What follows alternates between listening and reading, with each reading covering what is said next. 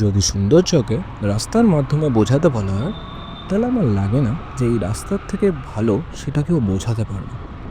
আমি বাবু, আর আপনাদের জন্য আমি নিয়ে চলে এসেছি সেই রায়পুর থেকে বুড়ুল যাওয়ার এই সুন্দর রাস্তাটা। তো চলুন একসাথে উপভোগ করা যাক। চারিদিকটা কত সবুজ, আর আমি এই রাস্তাটাকে অনেক পছন্দ করি। আপনারাও দেখতে থাকুন। ওই দেখুন, আমাদের সাথে সাথেই চলছে একটা ওই ছোট্ট জাহাজ মতো। চলতে চলতে অনেকটাই এগিয়ে এসেছি, কিন্তু এখনও গন্তব্যস্থলে পৌঁছাতে এখনও দেরি আছে। কিন্তু আপনারাও দেখতে থাকুন, রাস্তাটার সৌন্দর্যটা সত্যি মন কেড়ে নেয়। এই রায়পুরের ব্যাপারে সবার প্রথম আমার একটা বন্ধু বলেছিল, ওর এখানে মন খারাপ হলে ও এখানে চলে আসতো আর এসে এই সৌন্দর্য উপভোগ করতো। এত সুন্দর যে লাগে এই সানসেটের টাইমে, কি বলবো। ও তখন বাসে করে আসতো, 75 রুট কলকাতা থেকে আসতে গেলে ওই 75 রুটের বাস, 75 বাস সে করে আসতো, একদম পুরো রায়পুর বাস স্ট্যান্ডে নামতো, দিয়ে এখান থেকে একটু হেঁটে গেলেই এখানটা চলে আসে। লোকেশনটা বলে দিলাম, কারণ কি যারা এই সৌন্দর্যটাকে দেখতে চাইছেন তারা এভাবে করেও আসতে পারেন যাদের বাইক নেই। দুদিকে গাছ আর মাঝখানে এই সুন্দর রাস্তা, আর এই রাস্তা দিয়ে আমরা এগিয়ে চলেছি আমাদের গন্তব্যস্থলের দিকে। আর একটু পরে গিয়ে এক জায়গায় আমরা একটু দাঁড়াবো, দাঁড়িয়ে একটু রেস্ট নেবো, দিয়ে তারপর আবার এগাবো। তো চলুন দেখতে থাকি। আমরা একটা চায়ের দোকান দেখে দাঁড়িয়ে বিশ্রাম নিয়ে নিলাম, আর সেখানে চা বিস্কুটও খেলাম। বুঝতেই পারছেন, সে কলকাতা থেকে আসছি, রায়পুর অনেকটাই দূর, প্রায় 30 কিলোমিটার উপরে, তো একটু বিশ্রাম নিতেই হয়। দিয়ে এবার চলো আবার এগানো যাক। আর আমাদের সাথে আরেকটা রাইডার বন্ধুও এসছে, এই দেখতে পাচ্ছে বাইক নিয়ে দাঁড়িয়েছে। তো চলো এবার পৌঁছানো যাক। আপনারাও আমার সাথে সাথে এই রাস্তার সৌন্দর্য দেখতে থাকুন আর উপভোগ করতে থাকুন।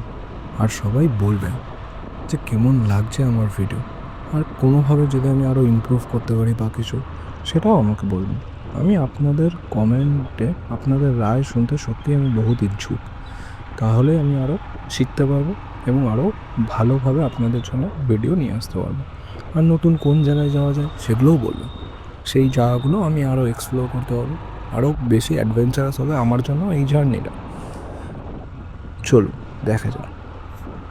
সত্যি বলতে আমি এখানে ফার্স্টবার বাইকে আসি 2022, তখন আমি বাইক চালাতেও পারি না, বন্ধুর বাইকের পিছনে বসে আসি। সে বহুত কাহিনী আছে তখনের, বলবো আপনাদেরকে। চলুন প্রথমে এই জায়গার সৌন্দর্যটা দেখে নিই।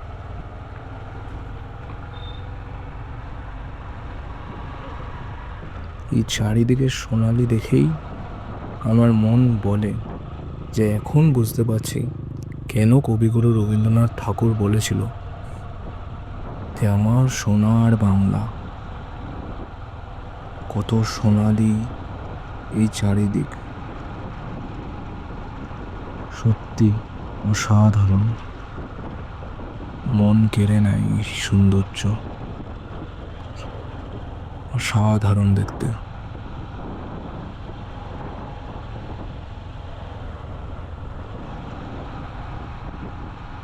তো চলো এবার চারিদিকে সৌন্দর্য উপভোগ করতে করতে আমরা এগিয়ে চলি আমাদের গন্তব্যস্থলের দিকে।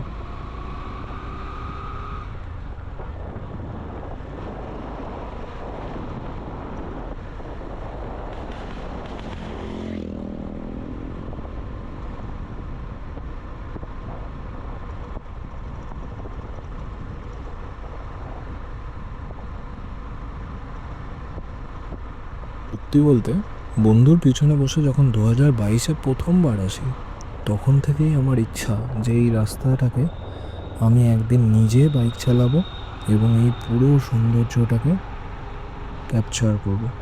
আর আজ প্রথমবার এই ইচ্ছা আমার পূরণ হচ্ছে এবং সত্যিই দারুণ লাগছে।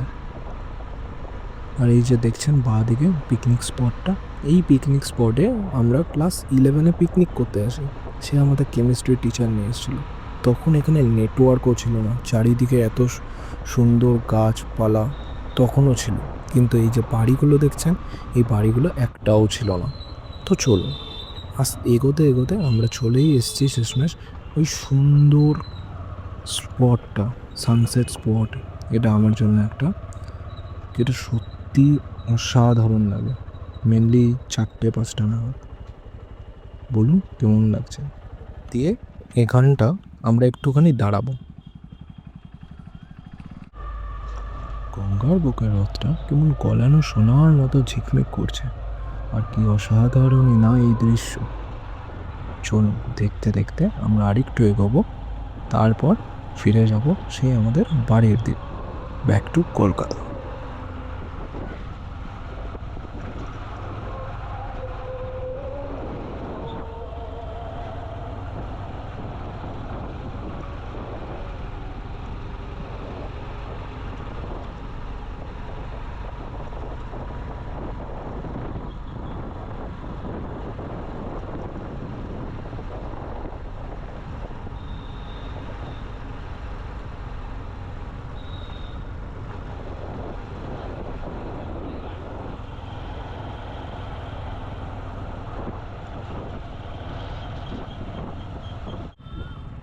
বাই বাই বলুন, এবার আমরা বাড়ির দিকে যাত্রা শুরু করতে চলেছি। সত্যি বলতে গেলে যেতে তো একদমই মন চাইছে না, কিন্তু এই জায়গাটা সন্ধ্যার আগে জায়গাটাকে ছাড়তে হবে, কারণ কি সন্ধ্যার পরে এখানে কোনো আলো নেই, তো পুরো নিস্তব্ধ আর পুরো অন্ধকার এই চারিদিক। তখন এই সুন্দর জায়গাটাই দেখতে অনেক ভয়ানক হয়ে যায়। তার জন্য আমরা সন্ধ্যার আগেই এই জায়গার বাইরে যাব।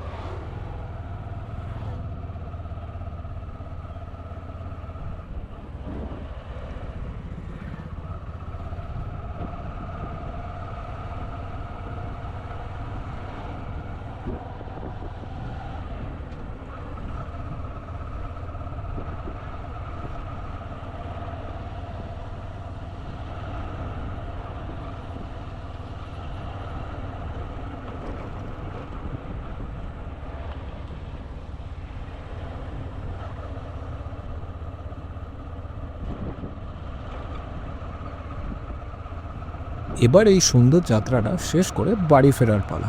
কিন্তু আপনারা আমাকে কমেন্টে বলবেন যে আমার সাথে এই সুন্দর যাত্রাটা আপনাদের কেমন লাগলো, এবং লাইক শেয়ার সাবস্ক্রাইব করতে একদম ভুলবেন না। আপনাদের সাথে আবার দেখা হবে অন্য কোনো দিনে, অন্য কোনো পথে।